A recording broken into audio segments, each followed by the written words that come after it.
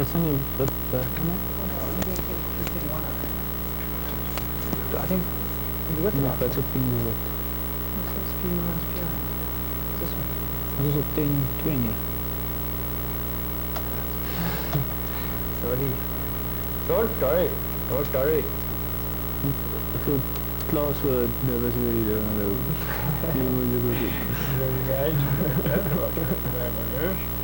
En natuurlijk. Dan moest je 3 of 4 op. Yes.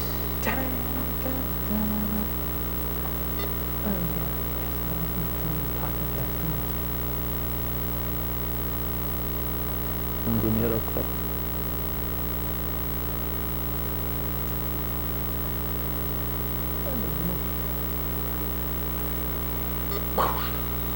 Straks wel.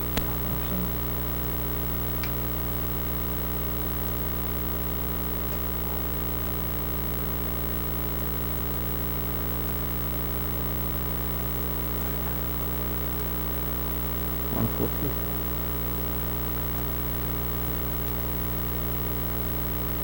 Toen nog.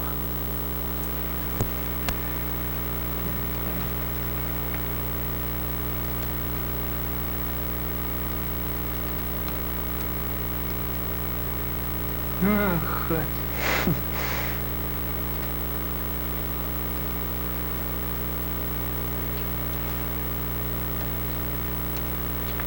Guys, we teach you some Afrikaans. You want to learn some Afrikaans? If you say gat, that's like good grief. Gat. So if you see me say gat, then you must know this. Because there's stront happening over here. Stront is bad stuff. So there's stront happening, then that's not good. Lekker. So for example, if you hear me say to have one gat, here's stront. You heard gat and stront, then that's very bad. Twice as bad. Gat of stront.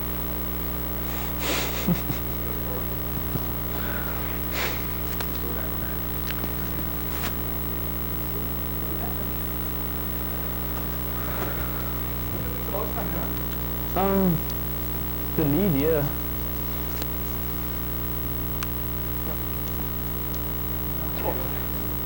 Okay, it's back here, so somewhere along the line.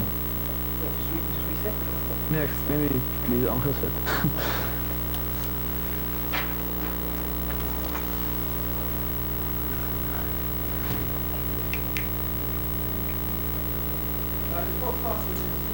So if you want to go grab a cup of coffee, you're welcome to.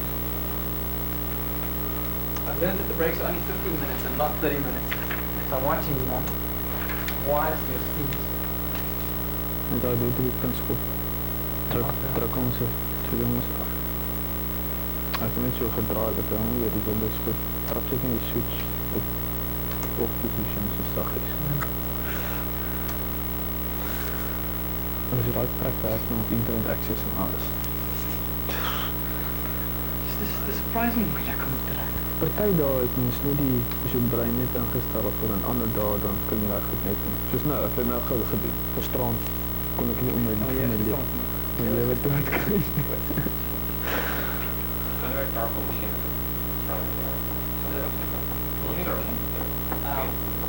No, it's not. Which laptop was it? Did you break it? I know, it's slow. Oh, yeah. Is it acting slow? Yes. Yeah. It's funny. No, not really. It's It's not really funny. it's slow. Yeah, it's taking a bit of strain. You need like an overdrive TV on there? I turn on its side and the data flows quicker from the hard drive to the, and it's a little faster. The problem is when the data comes back again, then it's slower again. So you have to decide if you're sending or receiving.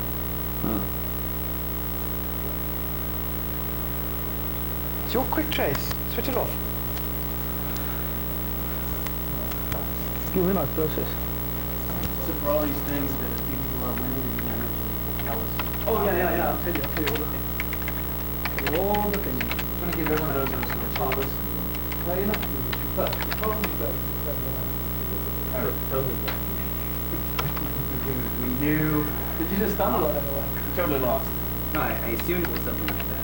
But when you say I misconfigured the server, it usually means something has to do with Did you know the Unix guys with Unix background are really advanced? I have no Unix background. I learned the last 2 years ago.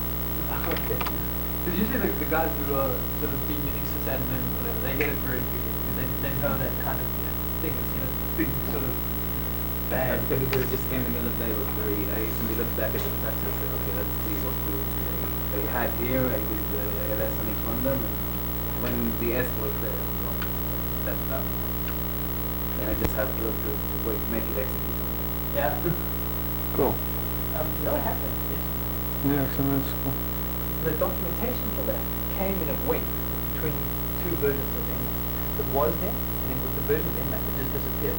Any man file. Does it have to be, SUID to do something, to do what it does? Yeah. Set UID, yeah. I'll explain to you in a little while.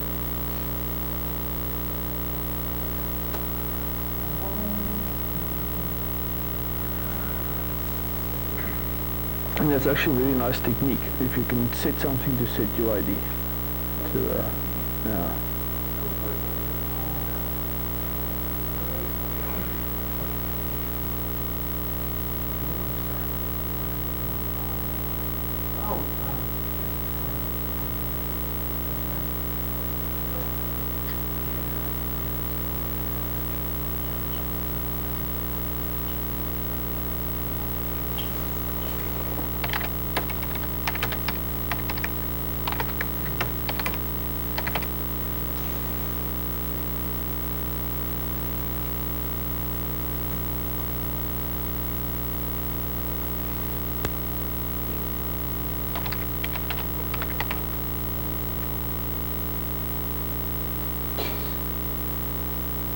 See what you mean? What are you doing with the server? No, I'm doing nothing. I'm trying, yeah, I'm... Typing and then, okay. No, I see what you mean. Just trying to open up a file and You don't.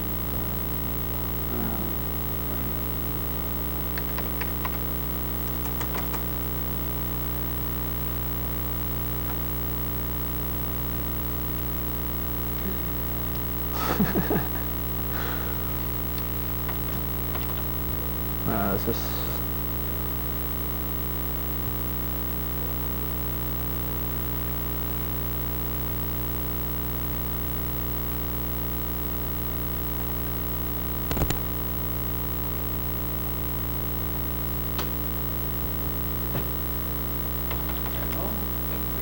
just dead now.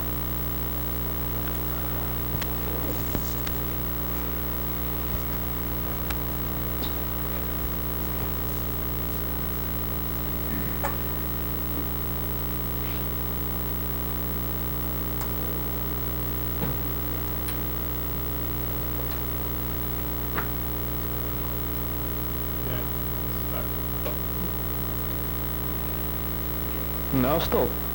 Barely chugging along. Because it's 93% idle. Must be the network that's... Must be the secure shell server dying. Yeah, because I got back network here on one of the secure shell things.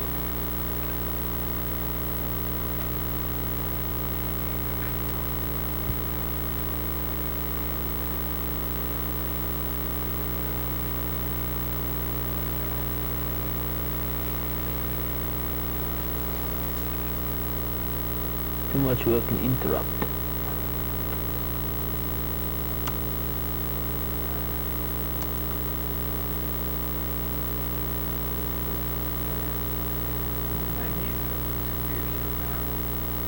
Hmm? It's still hanging.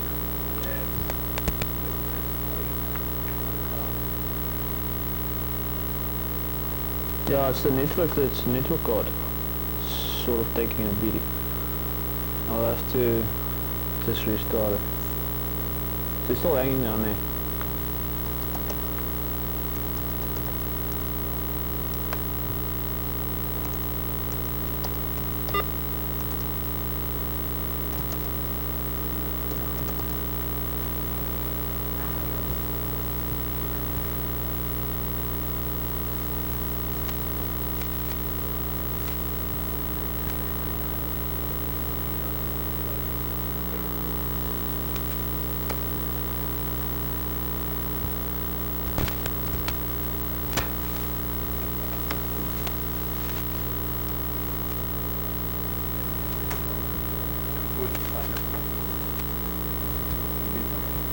Yeah, we started the network.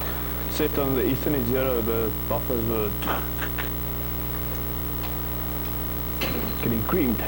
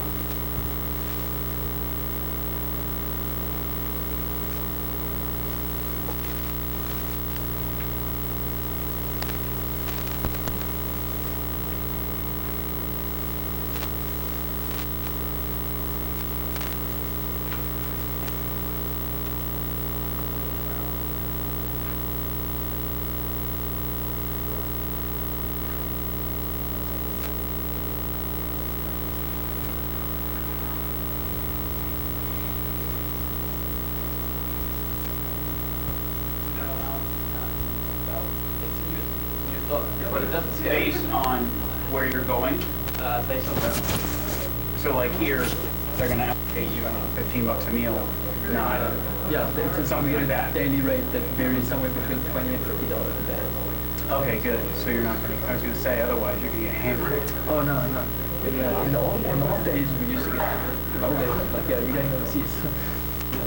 But now, and basically as the rand deteriorates, which it's doing all the time, the daily rates sort of scale up proportionately. But okay, so no, we don't get screwed over. Personally, I think we do okay. Provided you don't like doing anything extravagant. The minute you want to go buy clothes, for example. Let's chop.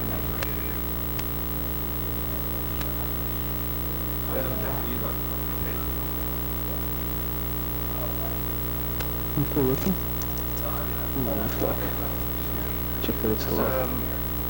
So how come, why would I get different result when I try to SPL live, depending on, if I try to SPL live a couple of times, I'm getting different results when the IP addresses are listed. Yeah, that's the thing. That's what Charles will explain later on.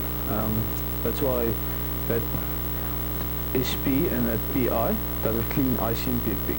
Okay. But by default, Nmap will do sort of TCP pings. Check if some ports are open, do a TCP connection instead of the clean ICMP.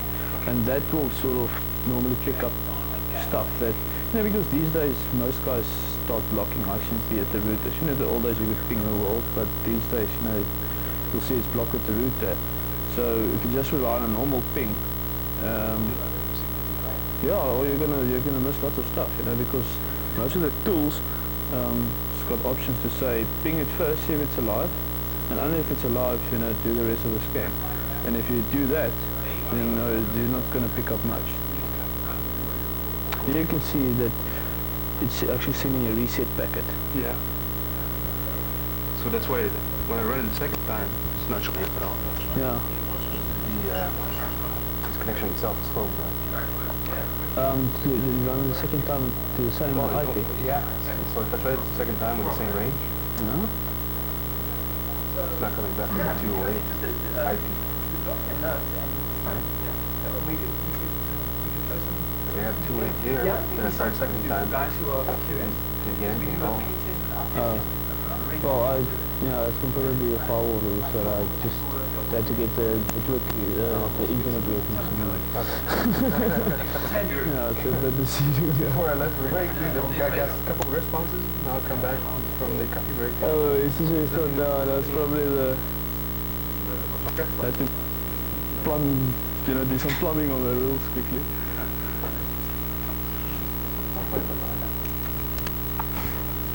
And now we're waiting to see what it is. Geen koffievis. Ja, ik kan nog geen. I will do it, you know, finish it.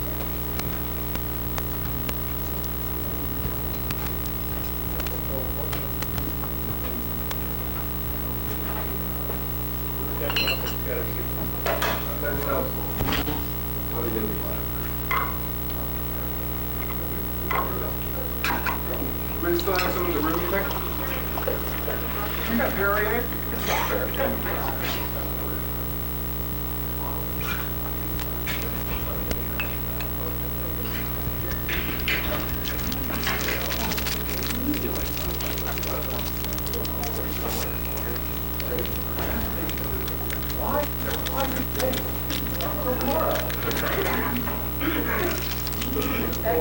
Or apathy, right? There's this phone with a bunch of commas on it. Maybe if we don't call our customers, they'll stop calling.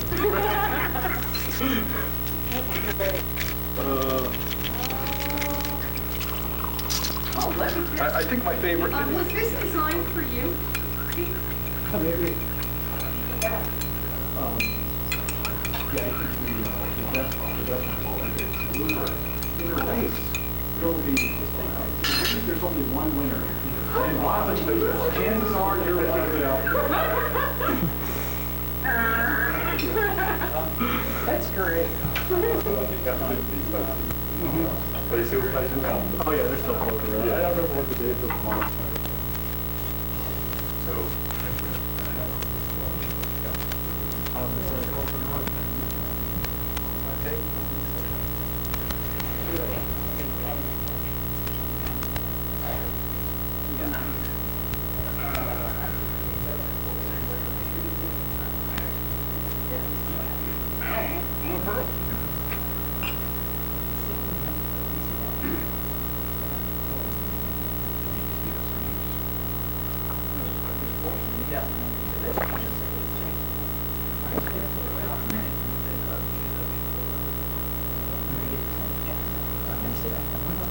Let's try something really unlikely. Let's try another.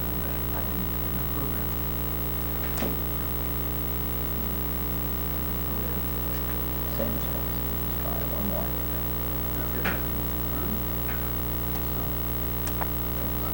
Same response again. So what this is telling us is if I send any IP address on any port, it sends me back a reset act for that IP address. And that tells us two things. Firstly, it tells us probably there's a fault in the device. Because the chances that every single IP at every single port is big. It's highly unlikely. That's the first thing. Secondly, standard reset function to get any response to that.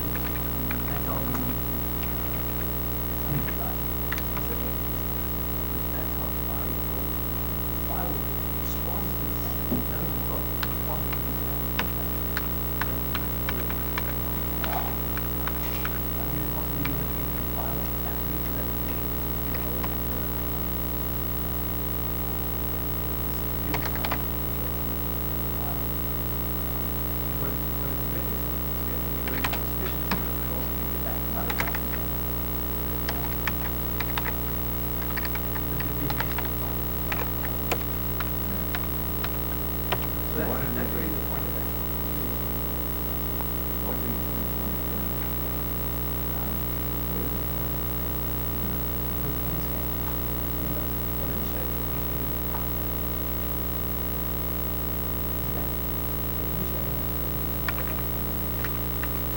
Okay, I'm going to go through the answers because I'm starting to get all the right kinds of questions. I'm going to go through the answers with you all at the same time.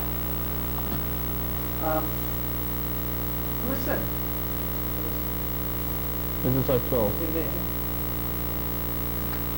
Alright, so again, we're trying to find out which IPs are up and which IPs are down. Alright, and the first technique we're going to do is we're going to query the core routers to see about routes. So I can, for example, I can say,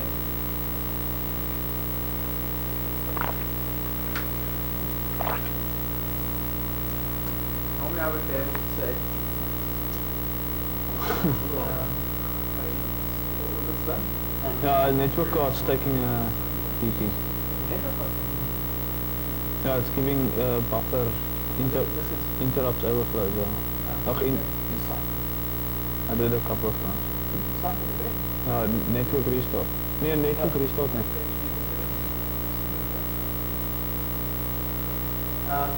So I'm going to tell me to route view dot on dot. What did I say that it was? BB. You can tell us. Dot. Cross. I get the connection, and this is really just a scale down Cisco iOS interface.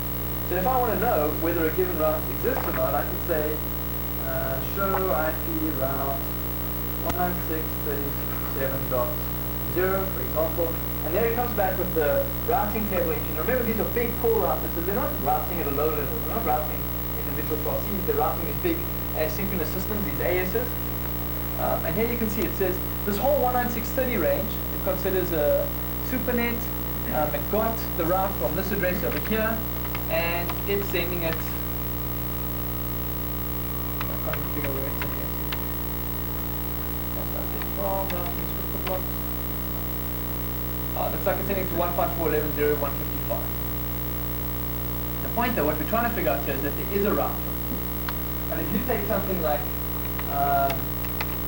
show IP route 192.168.252.0.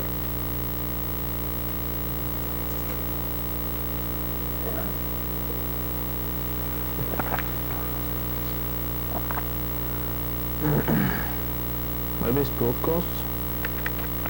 It says it's not on the table, which is what we expect, right? Because that's an internal route. But look at this one. Look at this 196.8.178. 196.8.178.0. That's also not at the table. Now, who can remember where we got that 192.168.178 from?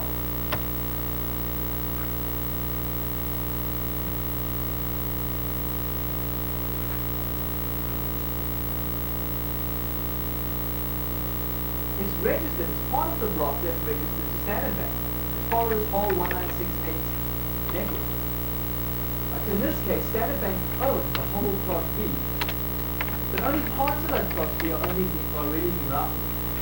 So what I would do when we have something, we have a little script with routed or not, which basically cycles through a list of class C's, makes a connection up to one of these routers, says, we check to see if it gets a response. It comes back and says, well, of all the class C's in that class B, these are the ones that actually have routes associated with them.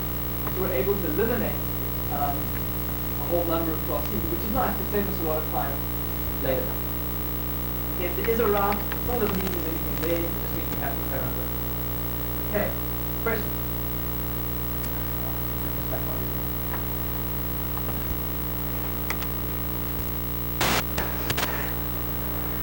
So, as we say, okay, well, we know of those blocks. We know that we now have to look at some of them.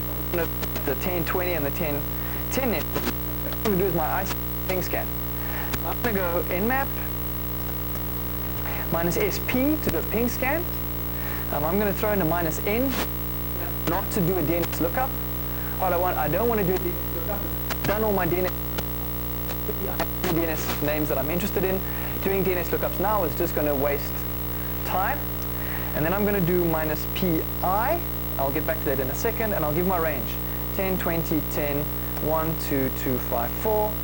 I send that off. Is this my coffee, Hammer? Thank you. Thank you. Then that comes back. Those will be politically correct. It says appears because it doesn't really know that they are up. It just knows that, which is about the best we can hope for. Now, who got something that looked like this?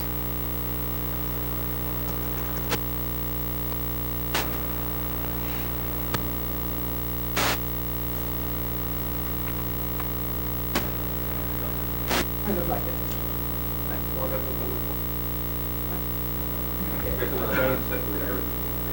Everything RC on the internet that is up. No.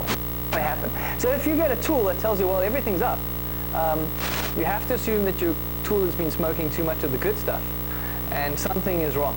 Now, the answer to that lies in understanding exactly what Nmap does. We look at the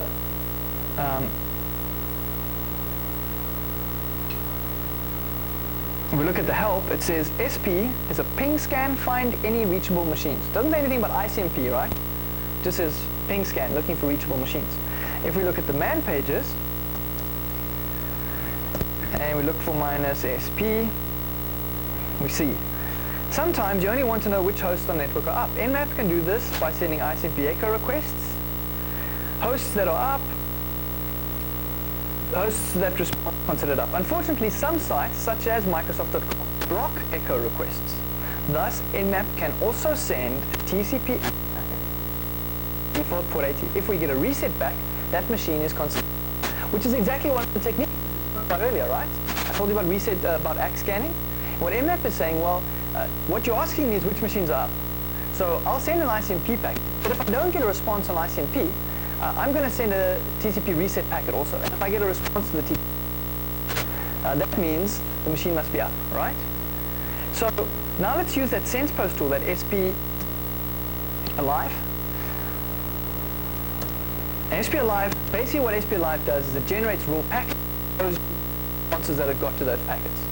So I say SP Alive minus destination, and let's just choose a random IP address in that space. 10.10.1 minus port. Choose an IP. This is sort of what Nmap would have done, right? And I'm going to set my verbosity level to 1. Send the packet off. Now look what's happening. Nmap is sending this packet off, and it's getting a reset ACK back from that IP address. Do you see that? You can all read that, right? Which Nmap would interpret according to its own help files as meaning the host is up. So let's take the next one. Exactly the same thing. There comes the reset ACK. All right, let's take any address in that entire space. We send the TCP packet, we get a reset ACK. All right, and that's why Nmap thinks that whole space is up, because for any IP address on any port, if we send the reset packet, we get a reset ACK. What does that tell you? What can we deduce about the architecture of the network that we're scanning? It's probably firewalled. And when you put a firewall in front of a network, that firewall drops packets that are being filtered, right? It can do it in a number of ways. Either it can drop it. Just drop the packet disappears. You never know what's happened to your packet. You don't get any response. Or it can respond in a friendly way by sending you back an ICMP port unreachable, right? Or it can respond in a friendly way by sending you back an TCP reset ACK on behalf of the host that you're scanning. And that's exactly what the firewall here is doing. The firewall is saying that port is blocked, but I'm not going to leave you hanging in the air waiting to find out what happens. I'm going to send you back a friendly message telling you the port is blocked.